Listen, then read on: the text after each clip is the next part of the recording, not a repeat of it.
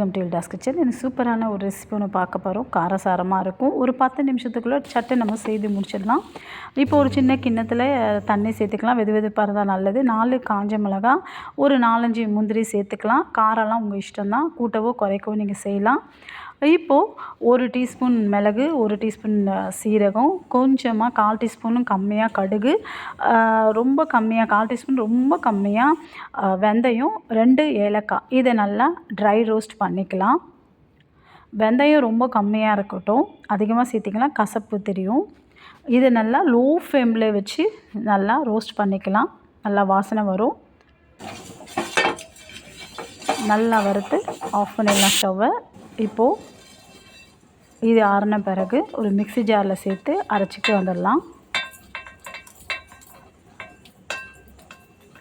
இந்த மிளகு, சீரகம் அதெல்லாம் உங்கள் காரத்துக்கு ஏற்ப அதிகமாக சேர்க்கறதுனாலும் சேர்த்துக்கலாம். ஒரு 7-8 பல் பூண்டு, ஒரு சின்ன துண்டு இஞ்சி, நம்மளுக்கு தேவை 1 டேபிள் ஸ்பூன் இஞ்சி பூண்டு பேஸ்ட்டு. இப்போது அதே கடாயில் அதே பேனில் 1 டேபிள் ஸ்பூன் நெய் சேர்த்துக்கலாம்.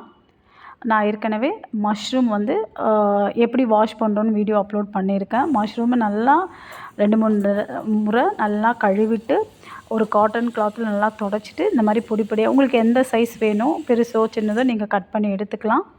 இது நல்லா லோ ஃப்ளேம்லேயே அப்படியே வதக்கிக்கலாம். அந்த வதக்கும் போதே இது நல்லா வெந்துடும். இந்த மஷ்ரூம் காளான் வெந்துடும். இப்போது இது அப்படியே நல்லா வெந்துட்ட பிறகு அதுலேருந்து தண்ணி பிரிஞ்சு வரும் பாருங்கள். அப்போ நம்ம ஸ்டவ்வை ஆஃப் பண்ணிடலாம். பாருங்கள், இப்போது இந்த மஷ்ரூம் நல்லா வெந்துருச்சு. நான் லோ ஃப்ளேம்லேயே அப்படியே இது பண்ணியிருக்கேன். நீங்கள் ஓவராக குக் பண்ணால் ஒரு ரப்பர் போல் ஆகிடும்.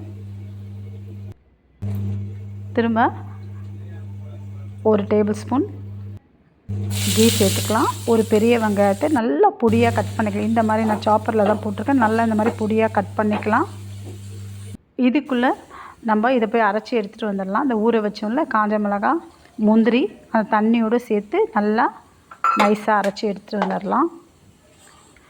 இந்த வெங்காயம் நல்லா வதங்கிடுச்சு ப்ரௌனாக. இப்போது நம்ம அரைச்சி வச்சு அந்த விழுதை சேர்த்துக்கலாம்.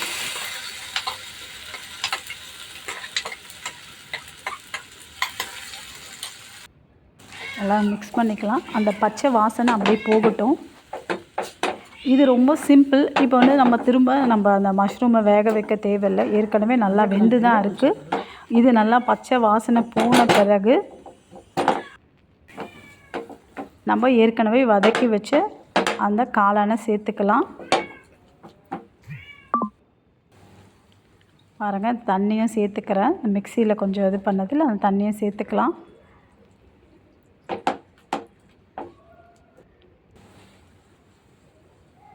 தேவையான அளவு உப்பு சேர்த்துக்கலாம்.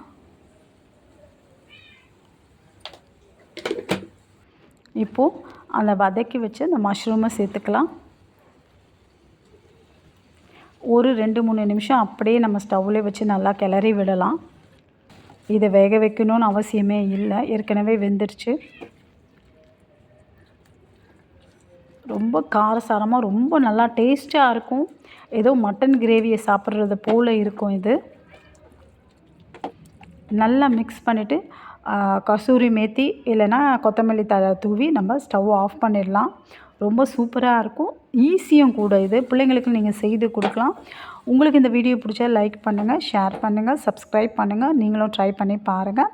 இது ஸ்டவ் ஆஃப் பண்ணும்போது லைட்டாக 2-3 துளி நம்ம லெமன் ஜூஸ், எலுமிச்சை சாறு சேர்த்துக்கலாம். ரொம்ப நல்லாயிருக்கும். நீங்கள் எல்லாத்துக்குமே இதை யூஸ் பண்ணலாம், சாப்பிட்லாம். நீங்களும் இதை ட்ரை பண்ணி பாருங்கள். Thank you.